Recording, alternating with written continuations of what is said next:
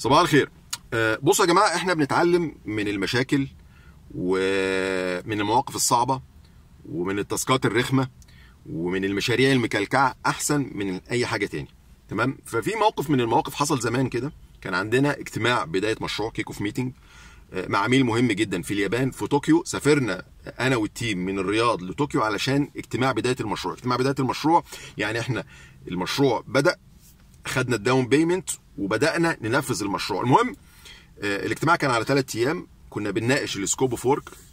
فسالوا على حاجه من الحاجات المفترض ان هي في السكوب اوف ورك، انا اول مره اسمع عنها. بفتح الملف اللي انا مستلمه من مهندس العروض، المهندس بروبوزل اللي هو درس المشروع، ما لقيتش حاجه مكتوبه. فبدات ابص له بقول له ايه ديت يعني. فعمل حاجه غريبه جدا، قام فتح اللابتوب بتاعه وبدا يدور في جوجل. فانا قلقت، اما واحد يدور في جوجل يعني هو مش عارف، هو ما درس، هو ما شافش. فالمهم فتح جوجل وبكل ثبات انفعالي وبكل ثقه بدا يتكلم عن الموضوع وشرحه فنيا وكله تمام. فانا في البريك قلت له ايه دوت؟ قال لي لا دي ممكن تكون حاجه بسيطه يعني، بس انا يعني ايه. قلت له يعني انت درستها ولا ما درستهاش؟ يعني دي موجوده في السكوب؟ قال لي بدل اللي هم قالوها، وفتح كده لقى حاجه ان هي مكتوبه. قال لك يبقى، وهو مدي عليها كونفirmation ان هي في السكوب بتاعنا. قال لي يبقى عندنا يعني. قلت له ليها بادجت ولا ملهاش؟ قال لي ممكن تلاقي لها بادجت يعني. فالمهم انا قلقت طبعا، وصممت ان محضر الاجتماع النقطه دي بالذات ان انا احاول اسيبها مفتوحه شويه، اسيبها عايمه، اعمل يعني ايه زي ما بيقولوا الباب موارب، ما اديش عليها كونفirmation 100%. لان انت كمدير مشروع لو اديت كونفirmation على حاجه في محضر اجتماع انت خلاص تورطت. فانا صممت ان هي ايه، ان الصياغه بتاعت الجمله دي بالذات ان احنا ايه هنروح وهندرس وهنبعت للعميل عشان ناخد سبت الموضوع عايم شويه. المهم رجعنا الرياض، بدأنا نتكلم في الموضوع. طبعا زميلي اللي هو مهندس البروبوزل اللي كان دارس المشروع اتلام في الموضوع جدا، لان هو فعلا ما درسش النقطه ديت.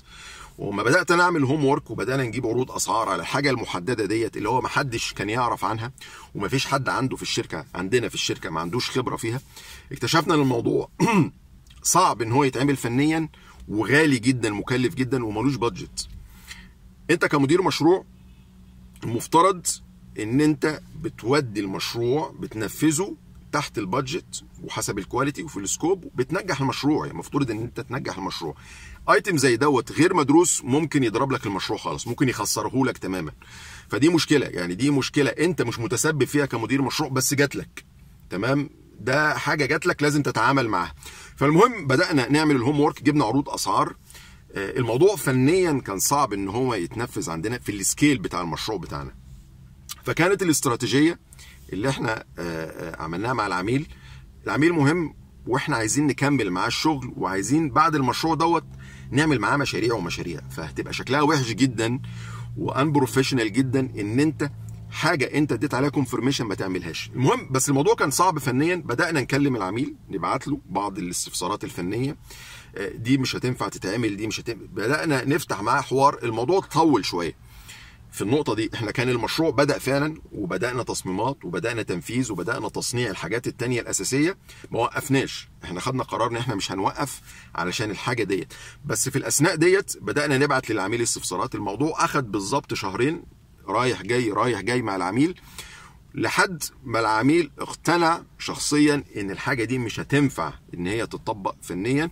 وفي الآخر قرر ان هو يشيلها من السكوب اوف ورك بتاعنا، وطبعا يخصم مبلغ. فده كان القرار دوت كان نجاح ساحق جدا ان احنا مش هنعمل الحاجه الفلانيه دي.